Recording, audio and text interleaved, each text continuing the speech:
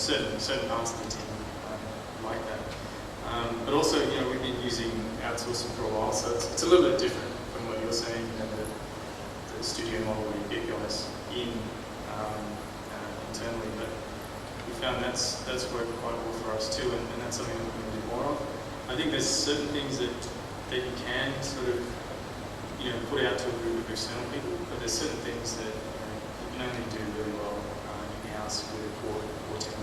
So I think for us sort of moving forward, we'll probably use a hybrid approach where we have core guys that are internal. The key guys are sort of come up with a concept, flesh it out, build a vertical slice, which is, I guess, for those that don't know, a representative example of the level of the game, with all of the, I guess, the quality thresholds, and then use other guys to sort of come in and build a lot of the content. So, that's something that we'll probably do a pilot sort of project on in the future and see how that works. And might some of those people be juniors? Like, might you look at getting a graduate program, for example, to come and work on that type of project? Yeah, so we tend to get a lot of graduates that work with us, but I don't know if it's the best place to sort of get a graduate up to speed. I think for those sorts of projects, someone who comes on needs to know what they're doing straight away. So it might not be the best sort of spot for a graduate. I mean, I still believe in sort of bringing graduates in and internships or whatever, and sort of training them up. It takes time to get someone used to the game development process. I think we would be unfair to sort of just bring them on that type of project. I guess, Kevin, that's one of the issues broadly with this, isn't it? A company like Luke's, I'm sure, with some very established tools and tech, I guess you might say that you train someone over the years to learn how to use these tools and that tech, but the last thing you want to do is see them look at a tool when the project's over. Yeah, I guess it's partly that, and also I think there's the pragmatic side of things. I mean, you kind of have people who work together, and as they get more and more familiar with the tools and more familiar with each other, I guess that's where we can keep pushing things higher and higher to the next level and do things faster and more efficiently. And I don't know, to me, Blue Time feels like family, right? So the idea that people just come together and split apart just feels kind of odd to me. But I think we've worked together for so long, we all kind of build on each other's strength. And Blue Time's always kind of we rarely hire senior people externally. We mostly hire juniors and kind of invest in them and grow them, and that's worked really well for us. So it just seems like a really different model than this other one. But like Shainiel says, there are parts of the development I think that can work that way. So maybe some of the art assets, but not everything. Obviously, the design, the art style, art direction still has to come internally, and even generating assets, the more tricky assets, like things with destructible bits and all the more complicated things, they're really hard to get done well outsourced. Like, we've been experimenting with that and had mixed results. So, I think there's always a need for a core group of guys at the studio, but there are things like some aspects of art creation or cut scenes, or maybe using middleware, like that kind of stuff is where you can get help externally, I guess. Yeah, and I just want to say too, we've got 35 guys now, and our plans to get to around 45. But when I sort of said that we wanted to get people in externally, I think those guys that we have already, we want to turn them into those core teams and just increase our capacity by bringing in more people that are external. So I think that's what our future's going to look like. It's a fascinating subject. Just making some notes. It's a bit too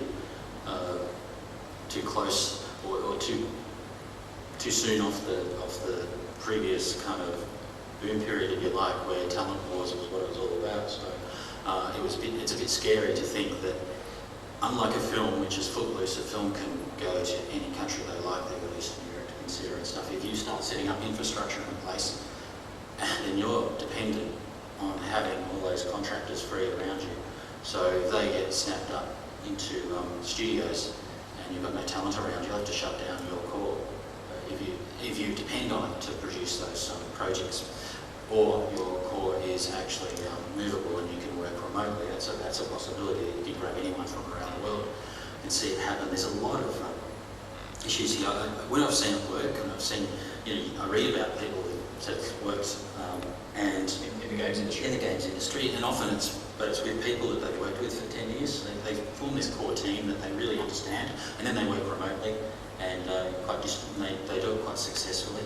I wonder if we can do it en masse. The other thing, the film, the reason that it's not happening more too, I think it's more the developers, the individuals don't want it to happen.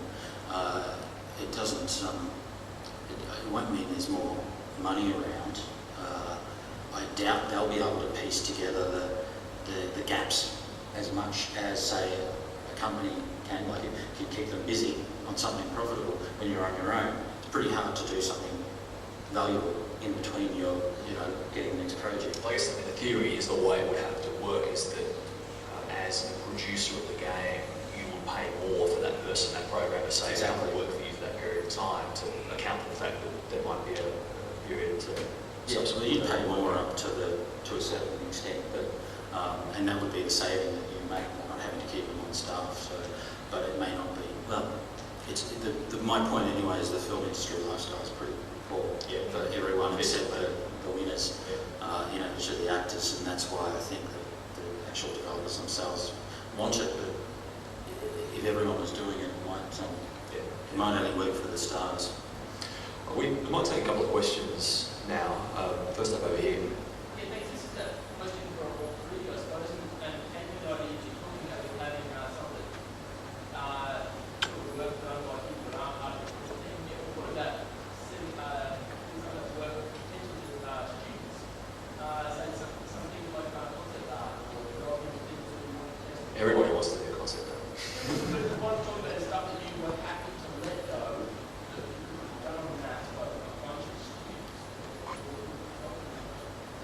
There's so little of that stuff for us that we're happy to let go. There's not much of it, but where there is, we've actually have done that. Like over the past couple of years, we've had interns, like around the summer period, and usually then we've got, like with art interns, we have done exactly that, some concept art for things that may or may not go anywhere.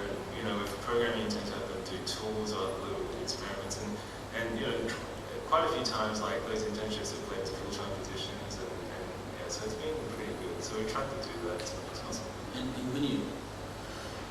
when you have a big chunk of content, you've also got, they've got that option of just outsourcing it to China, and then you get really experienced talent as well. So you've got a lot of options. It's just rare that you find something that's really naturally outsourceable and not too complex. The complex stuff requires in my mind, a really experienced outsourcing partner. There's a lot of overhead with setting up any outsourcing, so it's kind of like when you go to China or something, it's like there has to be a big enough bulk of work to make that investment to kind of convey all the style and how to do it and all that kind of stuff to make it worthwhile. I don't know if it's just me either, but when I hear the term a bunch of students, I get quite scared.